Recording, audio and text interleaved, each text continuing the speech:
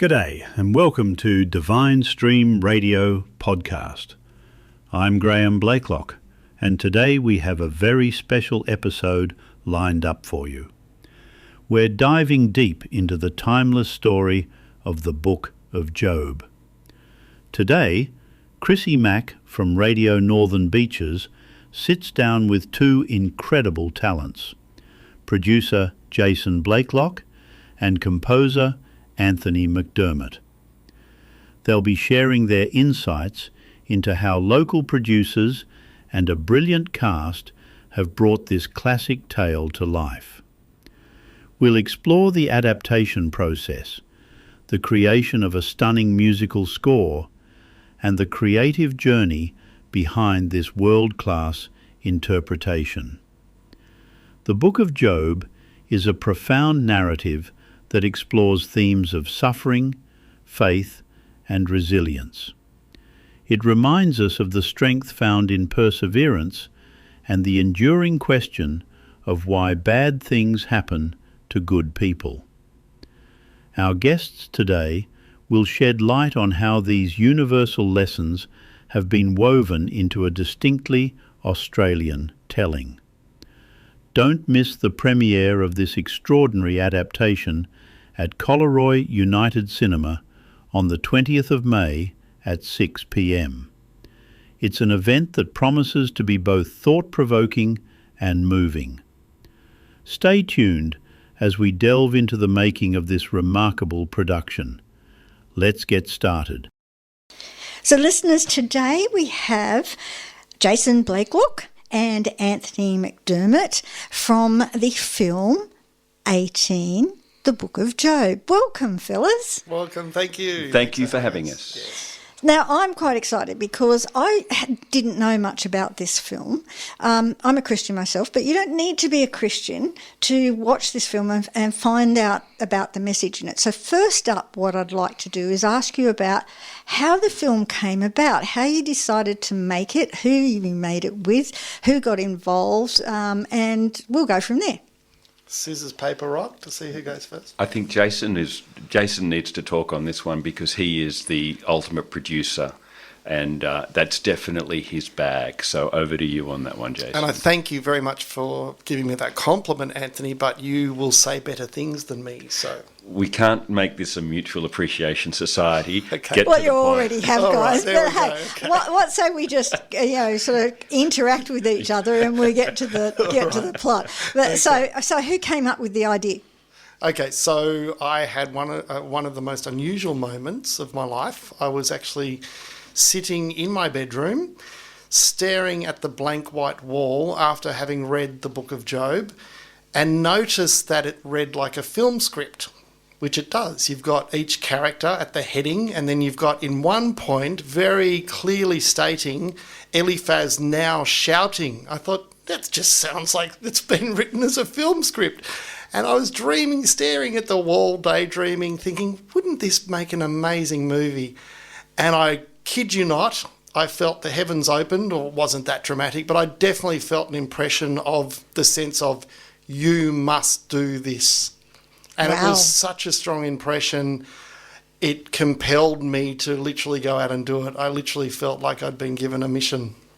And so I gather that after reading this particular text, that it had a specific message that also gave you that idea, not only that it was written like a movie, but that the actual feel and the meaning of the text had something to do with it as well. So now you've only given us 20 minutes for this interview, Christine, so I'll reserve that answer to maybe a longer interview, perhaps. Okay, fair enough. There's a backstory to Jason's start in this. He's always had a fascination, and prior to this adventure, he had made a Bible movie app where he had religiously, dare we say it, documented every book of the Bible as a watchable movie with the primitive resources he used at the time. So he has form in this space, but he hadn't to this point created a live reconstruction rather than using stock film and stock audio and stock voiceover, and so you can still see that app, and a lot of it's gone viral beyond your imagination, and I think that was a bit of the momentum for him. He loves film, and he loves making, particularly in conjunction with his faith. He loves making art, and that's to me the most inspiring thing, is his partner in crime. So you had something to work off when you started into. You had some idea of how it all worked and the concepts and so forth. So where did you go from there? So I'm just going to go back for a moment, if you'll indulge me. Not a problem. I was in my 20s, living literally on the street, bed surf, like couch surfing, or sort of sleeping semi-rough, on drugs, alcoholic, and I hadn't eaten for 3 days, literally. And a dear old friend of my father's came down, this lovely woman, Subaru. She came down and met me at Bondi Beach as I was wandering around dressed in black with a shaved head, and said, "Jason, you look pretty hungry. Can I get you a sandwich?" And I said, "Sure, I'd love a sandwich." I was mad. I was off my head. And she sat me down on the beach and she said, "Jason, how much of the Bible do you remember?" Now, I'd grown up as a Christian. I'd read the Bible cover to cover by the time I was 12. I'd probably read it 4 or 5 times. I could not remember one name from the Bible in my drug-addicted, backslidden state. And I was literally quite mad at that time. But that one moment brought such clarity. It, in an instant, brought me to my senses and began my journey out of that hell. But it also made me aware of how important the Bible is and what a life raft it is when you're in darkness. That's the foundation for this film. Wow, that's amazing. And then leap forward to a point in his life where he's got a formulated idea, and he decides that he wants to buy an electric piano. He has no idea what electric piano to buy, but he looks on whatever the platform is. Probably can't even talk about the name of that platform on this show, but anyway. And I get this message from a local guy wanting to buy a piano that I had. And he Jason turned up. I didn't know him from a bar of soap about 4 or 5 years ago. I'd just lost both of my parents. I was suffering incredible anxiety with work and with all sorts of other things, deep in the dark of a, dare we say it, biblical depression. And this person walks in with like a breath of fresh air and walks out with my piano under his arm. I'm now very jealous he has that piano, by the way. And then he contacted me completely out of the blue. Completely. This is struck. This is like it being struck by lightning, and invited me to participate in scoring his movie. I didn't realise how underdeveloped that movie was at the time.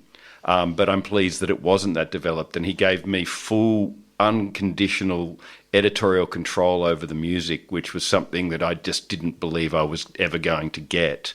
And he took me from a state of lost in the wilderness, confused, anxious, to sitting at a piano with a Bible next to me. Can you imagine the mission accomplished, that sign that came up on his window when he had this man in despair, working through a Bible and playing the piano, and it's from that we've established a lifelong relationship in the space of all of about 4 or 5 years. It's astounding, to be honest with you. As they say, God works in mysterious ways, and it's never the way you expect. So, as I said, I don't know much about this movie, so you've got quite a lot of music in it, and the scores are... There are a multitude of things. The music is designed to keep the pulse of the plot moving forward. Jason might give you a backstory on the way it was originally filmed by a brilliant theatre director. So the performances are really solid, and the whole movie stands on the acting performances. They are incredible. They're profound. So there was a lot to work with, but the object of any scoring process, I've subsequently learned, is not to get in the way of the good acting. It's just to give it momentum or bring it back to zero. Silence is a very useful tool to use when there's a really poignant moment on the screen. So it's really important. I love doing the trailer. That's the one where you get a big burst of excitement and you get 3 minutes to just go crazy. But at the same time, there are moments in there where we agonised. I can remember the afternoon when we scored it with about 100 pieces to choose from. We literally put them into spot. And we walked out and we shook each other on the hand. And it was one of the most satisfying afternoons, but it was one of those moments where you have to live through it to realise the suffering we had to try and piece that. It was a jigsaw. It was a huge jigsaw that we did that day. But the important thing about the music for me was to not get in the way of these incredible performances, which I think, I don't know if Jason might be about to mention it, but we're actually going to open at the Collaroy Cinema in about a month's time. Which would be really exciting for us because we're both Northern Beaches boys, but we're both born and bred on the Northern Beaches. So we're very excited to be premiering it at the Collaroy Cinema. It's such a landmark. We love the Collaroys. I always love the Collaroy Cinema. I mean, it's just one of the most iconic locations from Manly to Pittwater. I mean, it's such a beautiful location. It's such a staple. So I just love that we can just put a showing on there and invite people in. And it's still available as a live theatre. It's the only one left. In 1938 it was built, wow. And it's the only one left on the beaches, on the whole area, which is fantastic. So, and I think that will be on Wednesday the 20th at 6 p.m. Yep. We'll talk a little bit more about that. So tell me about the actors. They're Australian actors? We've got an incredible cast. So Daniel Whittinson runs the Salt and Light Theatre Company up on the Central Coast. He's the director of the film, and he brought in an amazing cast. The standout, obviously, Josh Adamson, who played Job. So Josh is an incredible Australian, now living over in Hollywood, doing amazing things. But the passion that he brought, I was astonished that these actors all learnt their chapters-long script with a month and a half into production. They were astonishing. I had always assumed, wrongly I learnt, that they would use teleprompters. They didn't. They learnt the scripts off by heart. We're talking about 4, 5, 6 chapters each. So you've got Job's wife, Jessica Marchi. She did an amazing job. There's some incredible scenes that unfortunately didn't make it, but just her grief that she brings to having lost everything was really significant. So we loved her. And then we got Shane Emmett. He was Eliphaz, again, played an incredible role and really brought his own flavour to it. And they're just amazing guys. Bildad, we got Elihu and Zophar, Ben Brock for Zophar, Tim Lim, and then amazing, our friend who played... Roberto Zenka. How could I miss Roberto? What a talent. Roberto's gone on to do some amazing things. So they're all actors in their own right, playing in the Hollywood space and doing amazing films. So love them all, and they did an incredible job. And Daniel Whittinson brought that theatrical talent to them. It's like Shakespearean opera. It really is. It's like watching Shakespeare. It's in that sort of zone. So when you go to see the film, what you're watching is a book come to life in the same way the Shakespearean films have been brought to life. So it's not a car chase adventure. It's not a bombs going off, but there is a whirlwind that turns up. And, it really gives God a time to speak, which was quite significant. You don't hear God speak much in films. Okay, so you actually get a God voice within that film somewhere. God, we don't want to be a spoiler alert, but God does make an appearance. Oh, wow. He does. And Neil Modra did an incredible job playing Job's God. Job playing Job's God. Neil Modra. It's a tongue twister. we had different voices to play God. We tried 3 or 4 different actors, and they were all very competent actors, but none of them... The voice didn't work. Yeah. And it's not a deep, booming thing that we were looking for, because you can do that in, effects. It was more just having that connection of... I wanted someone where you could feel the strength of God's love. There's an awe in God's love that really is very hard to put your finger on. I didn't want just a voice. And Neil Modra actually brings this voice that takes you to another place. I watched him perform that. He had about 4 or 5 goes at this monologue, which is probably maybe 10 minutes long. And on each occasion, it reminded me of a graphic designer just trying to get the essence of out of what the thing is that he's portraying. And is God angry? I remember the confusion on his face. Is God calming? Is God soothing? And he really drew the essence out of love, basically. And the end result is somewhere between, a command with a humble command. When we picked him up on the way in to play God, and it's a big role to play. I mean, there's not many people can fill those. I mean, he had to put his headphones on and listen to nothing the whole way, and he didn't want distraction before he gave his monologue. So he did quite a lot of preparation on massively. The way in. No, he really felt it was a bit of a calling. He really felt he was called to do the role and gave it everything. It was quite incredible. Once again, he knew his monologue off by heart. So this was an astounding, and that's just worth emphasising that there's nothing here that's not in the Bible. Every spoken word is an excerpt, is the Bible. There's a 2.5-hour version and a 90-minute version, which is the version we're playing at the Collaroy Cinema. They both are extracted precisely from the Bible. So the acting and everything is a portrayal of exactly the language used in the Bible, which is pretty unheard of in the modern world. Very much so. Everybody wants to put their own interpretation onto it, and that frustrates me something fierce because some of those interpretations are way off. Yeah. So it's great to hear that it's been portrayed as it should be. Yeah. Really looking forward to seeing it. Mm. So tell me about directing it and how that felt and the logistics of getting that done. So Excelsior Productions is a production company that has come out of Excelsior University. That is their inaugural film production. So they're a Christian college in Sydney, the first Christian university actually right now. They're an amazing college.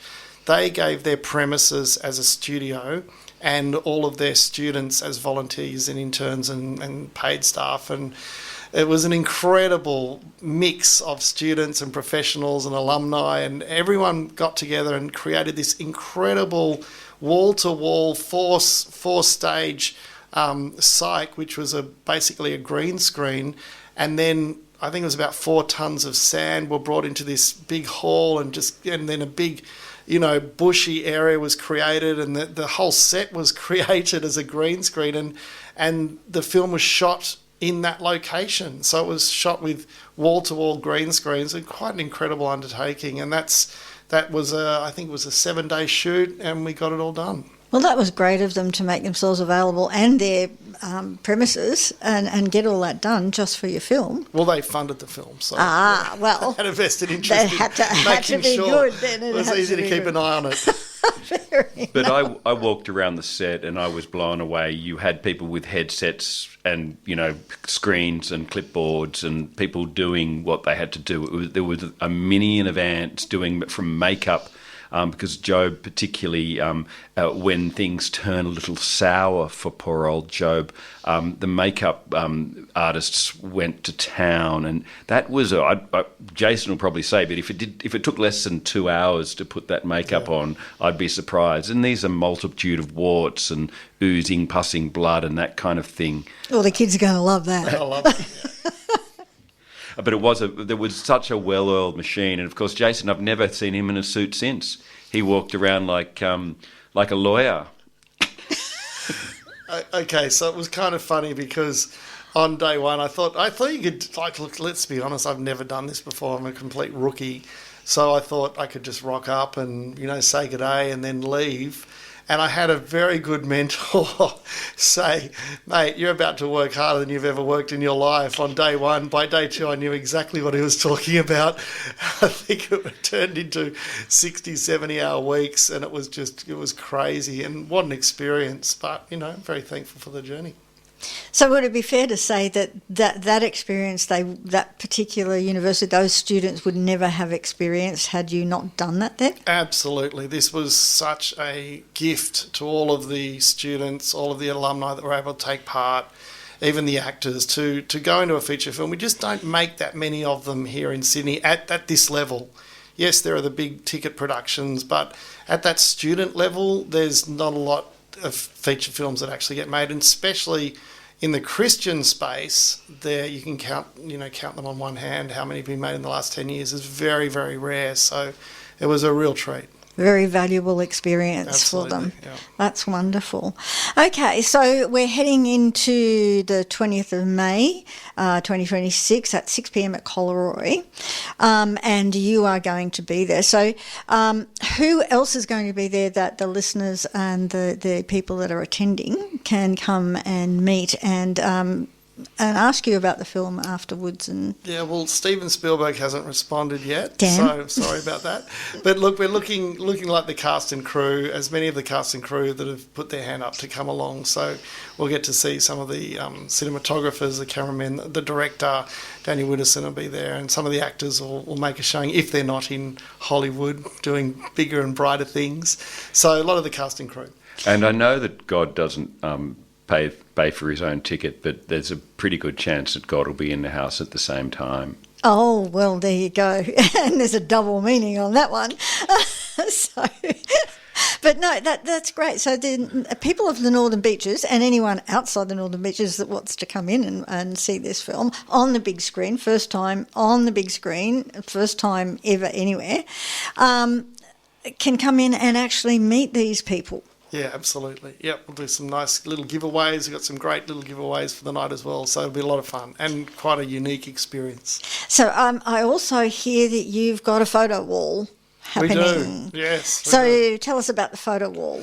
So we've actually managed to put together a lovely gift for everyone that turns up, which is it's actually a QR code book of the movie. So you've got your old traditional Bible. This will be unlike anything you've ever experienced. It's actually the Book of Job, and each page actually has a QR code where you can actually watch each chapter as a word-for-word movie, which is awesome, really fun. So everyone that comes is going to get one, and it's a first release of that book as well, which is quite an incredible little piece. Because Jason's been working hard at making this have a wide appeal for the local cinema, and also for the multitude of Christian colleges across the US and in Australia that might be interested in studying the book. It's a very convenient way of getting the words acted to you. So it comes with a secondary purpose, which is as a study mechanism.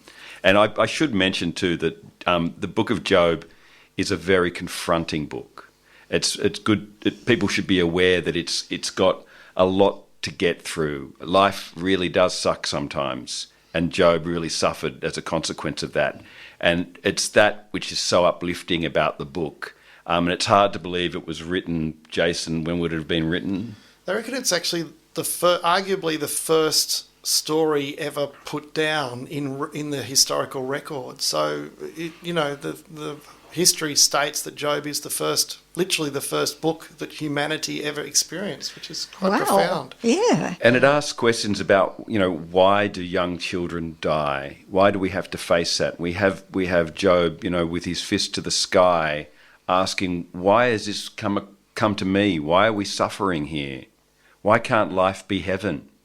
And these are really confronting issues for the Bible to deal with in book number 18. Book number 18. They're confronting issues. And they're still relevant today. We have to face it all. Yeah. Everyone has to face it in their life. And that's what I think is the beauty of the book. Here I am coming out of my own suffering, dealing with a book where these issues come up. And the 90-minute version, I must say, is very good to get through. I never really understood the book until it was chopped down to 90 minutes. We can get the most out of it. And you do walk out understanding that the questions that we face now have been around for thousands of years. Can I just throw in, I'm so glad you said that, because I've been working on this script for years, and I too did not actually understand the book until I saw the finished film. Isn't that interesting? Because it is, yeah. Again, It interpretation. Yeah. It brings it to life because you're actually watching the characters, and you will be challenged. And I'd love to hear your comment after the film. How many have given the advice of Job's friends? Because I know for a fact I've given the same advice as Job's friends, which we now know was wrong. Even after watching the film, I've almost felt the advice come up my throat and almost leave my mouth until I remembered, hold on a second, in the book of Job, that was exactly the same advice that Job's friends gave that God said was not the right advice. It's such a challenge to listen to how God actually deals with suffering. Well, I tell you what, you've really got my curiosity piqued, and I'll bet you anything our listeners are just sort of going, wow, we better check this one out, because I'm as curious as hell now. So thank you very much, Anthony MacDermott and Jason Blaiklock, for coming in and talking to us about the Book of Job, which, again, you will have the actors and the people involved at Collaroy Theatre on the 20th of May at 6 p.m. Thank you for your support. Thank you for having us here, and long live community radio. And God bless. Thank you. Thank you, Chrissy. Thank you, Jason and Anthony. Listeners, the Book of Job premiere movie ticket link is in this podcast description. God bless, and I hope to see you there.